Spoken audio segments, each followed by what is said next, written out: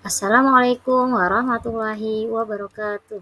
Alhamdulillahirabbil alamin wassalatu wassalamu ala asrafil anbiya'i wal mursalin wa ala alihi washabihi wa rasulihi ajmain amma ba'du.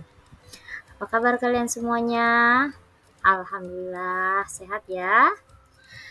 Berjumpa kembali pada mata kuliah metode dan strategi pembelajaran PAI bersama Ibu Nikmah. Pada pertemuan keempat ini kita akan membahas tentang materi model pembelajaran PAI. Ada beberapa instruksi yang harus kalian perhatikan ketika menyimak video ini. Yang pertama, Ibu harapkan kalian bisa menyaksikan video pembelajaran ini sampai selesai. Yang kedua, kalian menyiapkan buku dan alat tulis untuk mencatat poin-poin penting dari penjelasan video ini. Yang ketiga, di akhir sesi materi ini akan ada evaluasi dari pemahaman kalian ataupun dari apa yang sudah kalian simak ya dari video ini dan nantinya menjadi nilai tambah untuk penilaian akhir pada mata kuliah ini. Sebelum kalian menyimak video ini, mari kita mulai dengan membaca doa belajar. Membaca doa dimulai. Bismillahirrahmanirrahim. Rabbi zidni ilman warzuqni fahman waj'alni minas sholihin.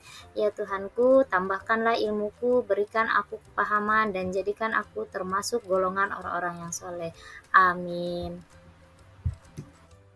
Sekarang kita masuk mengenai capaian pembelajaran pada materi ini. Jadi ada hal-hal yang harus kalian capai ya setelah mempelajari materi ini. Yang pertama, mahasiswa mampu menjelaskan pengertian model pembelajaran. Yang kedua, mahasiswa mampu mengidentifikasi ciri-ciri model pembelajaran. Yang ketiga, mahasiswa mampu membedakan model, pendekatan, strategi, metode, dan teknik pembelajaran.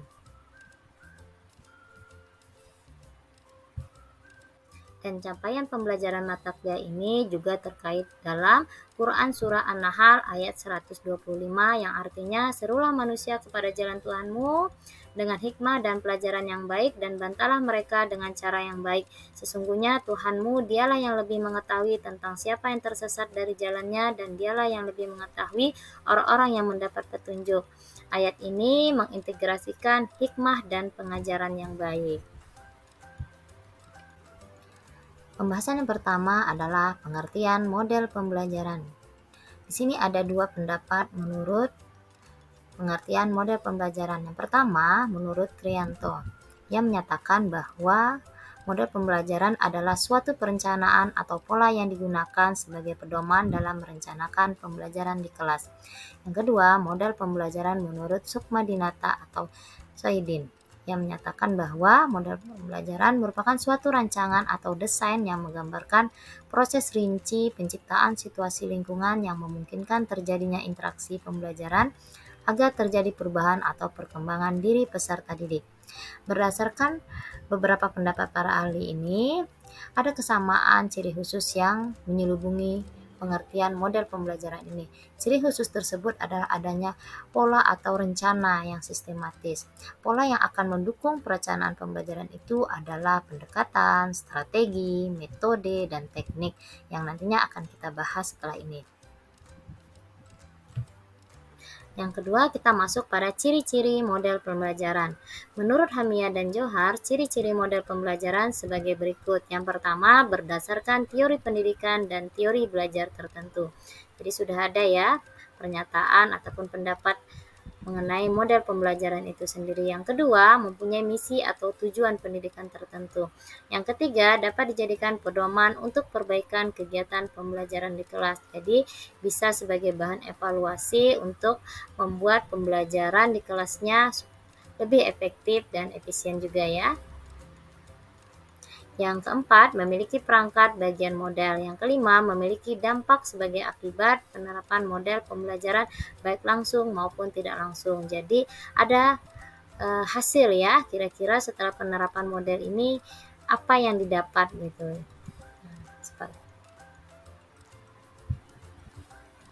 Dalam proses pembelajaran dikenal beberapa istilah yang memiliki kemiripan makna ya. Kadang membuat orang merasa bingung untuk membedakan istilah-istilah tersebut.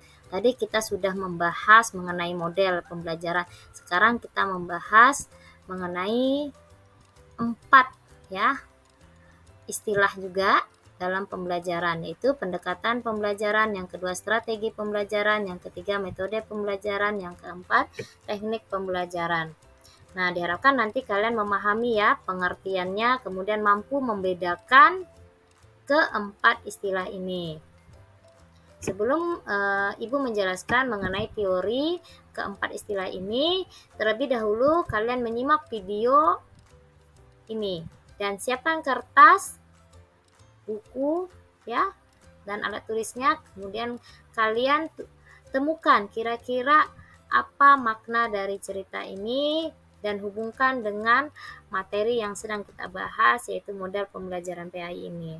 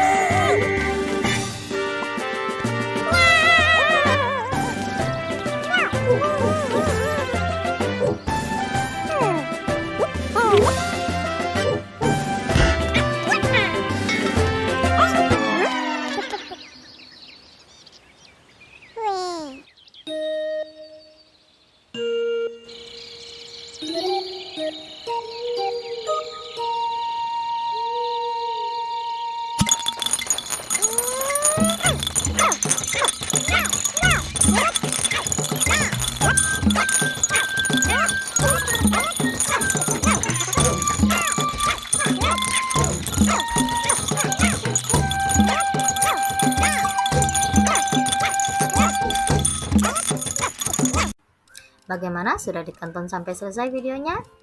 Dan sudah ditulis tugasnya? Nah, kalian akan temukan apa makna dari video tadi dan bagaimana dengan pembelajaran kita ini ya? Ya, silakan yang ingin menjawab. Ya, benar. Jadi, dari video tadi kita melihat ya adanya suatu tujuan.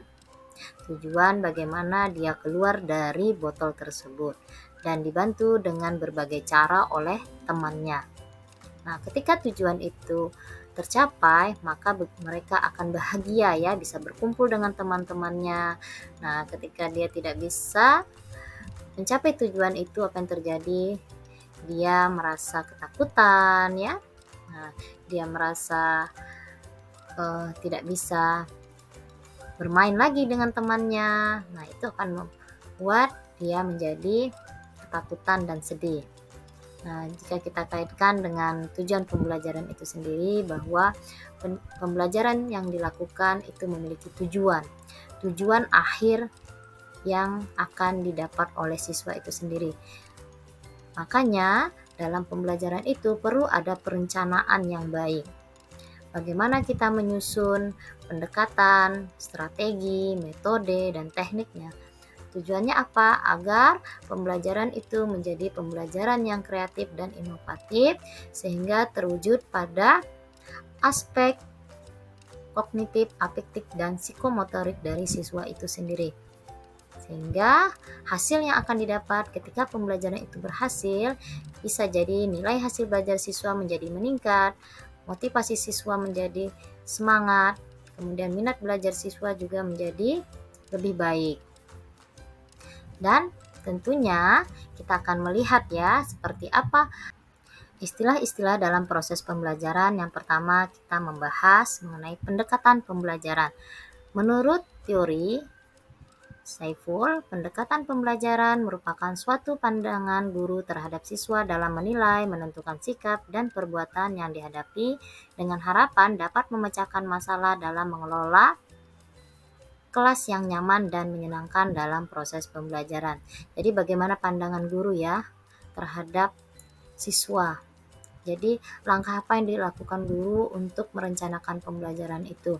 Apakah dengan cara teacher center learning pembelajarannya atau student center learning? Nah, itu akan ditentukan guru. Ketika guru menentukan student center learning, maka nantinya akan diturunkan dari pendekatan ini akan lanjut pada strategi pembelajaran. Istilah berikutnya dalam pembelajaran adalah strategi pembelajaran.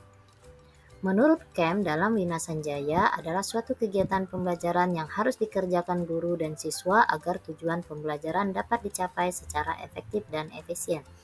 Yang kedua, menurut J.R. David dalam buku Wina Sanjaya menyebutkan bahwa dalam strategi pembelajaran terkandung makna perencanaan.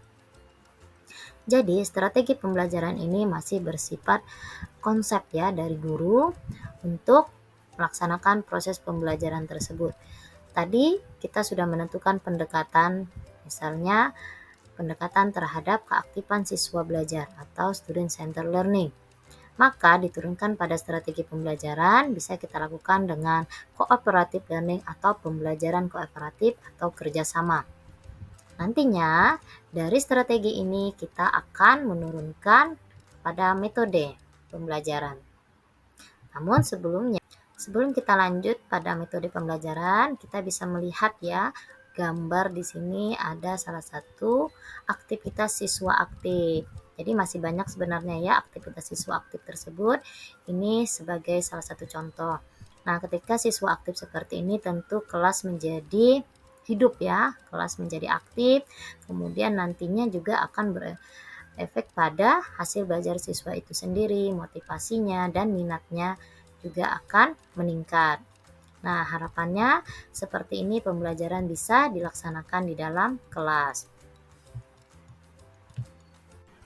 Setelah menyimak gambar tadi, kita lanjut kepada yang ketiga, metode pembelajaran. Metode pembelajaran menurut Jamara yaitu suatu cara yang dipergunakan untuk mencapai tujuan yang telah ditetapkan, atau juga dapat diartikan cara yang digunakan untuk mengimplementasikan rencana yang sudah disusun dalam bentuk kegiatan nyata dan praktis untuk mencapai tujuan pembelajaran.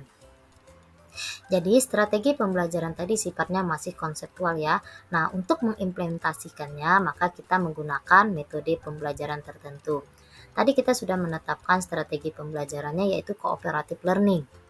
Nah, untuk mengimplementasikannya perlu metode pembelajarannya.